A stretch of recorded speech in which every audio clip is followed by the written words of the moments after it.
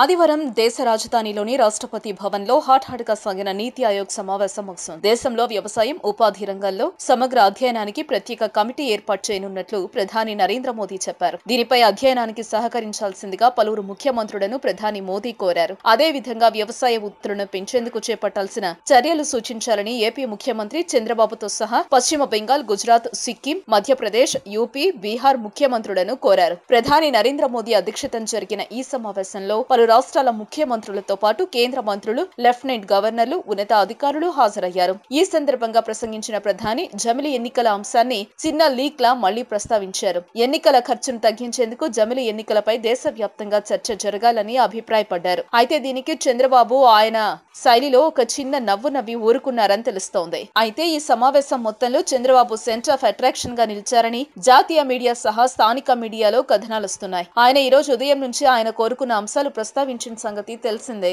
ఆరోగ్యవంతమైన జీవితం కోసం మనం పాటించాలి కొన్ని నియమాలని. చిన్ని చిట్కాలతో చింతలేని జీవితాన్ని ఎలా గడపాలి అనే దానికి వీక్షిస్తూనే ఉండండి మన ఆరోగ్యం యూట్యూబ్ ఛానల్. మరిన్ని ఆరోగ్య సూత్రాలకు సబ్స్క్రైబ్ చేసుకోండి.